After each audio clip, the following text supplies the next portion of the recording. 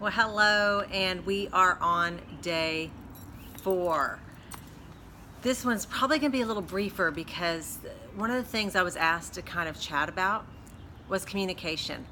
We've touched base on leadership a little, we've touched base on culture a little, and communication is such a really big part of a functioning, healthy organization.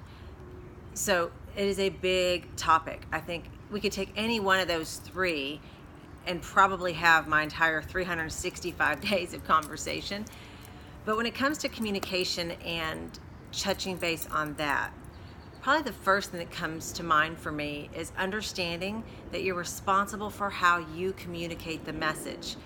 I think for managers, they kind of assume that the person receiving it is responsible to receive it in the way you intend, and the reality is as a leader, you know better. Probably my least favorite phrase, and I used it when I first started managing decades ago, is "I'm sorry you took it that way." Come on, have you ever heard that? Again, like I admit it, I used to say it, "I'm sorry you took it that way."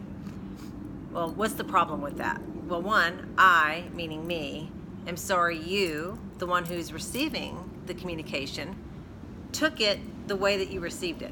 It makes no sense. Once that awareness came to me that that's just hypocritical and wrong in every way, I started thinking, okay, so if I say something and my intention is to create a feeling of admiration, yet what they receive is a feeling of resentment, clearly my delivery is off to how they receive communication. Does that make sense? What I mean by that is just that. You have to understand how the person you're speaking with receives communication. You know, typically there's some driving factors on how people receive communication. And there's a lot of behavioral tests or programs you can take to help with that.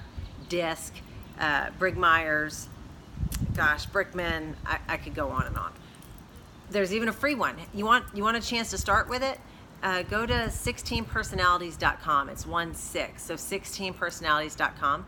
It's a free assessment, but there's a lot of great information in there. Now, you probably would need some help dissecting how it helps you communicate with others, because the biggest piece it gives you is you and how you operate and how you're motivated.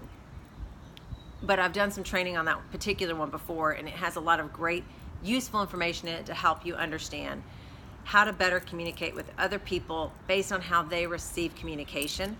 So probably one of the biggest things that people miss,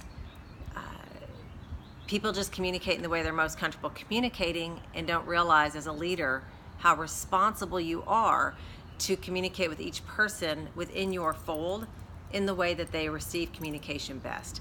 It's how they feel valued, it's how they feel appreciated, and it's how they feel loved. And there's certainly a place for love at work, especially if you want to create employee retention.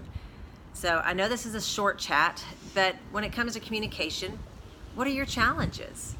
Or what is it that you feel like you excel at in communication? Let's have some conversation around this one over our next several chats, if you will. And again, this is going to be a short one. Just wanted to kind of spur some conversation around communication, because in my opinion, communication, leadership, and culture, those are the driving factors to a sustainable, productive workplace. I appreciate you being here. Again, I know this is short. Hopefully it brings up some dialogue or conversation within you. And if so, please feel free to reach out, as people have been.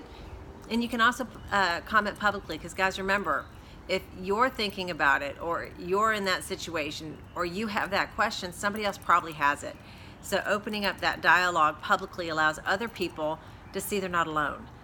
So thank you so much. Have an incredible day, and see you tomorrow.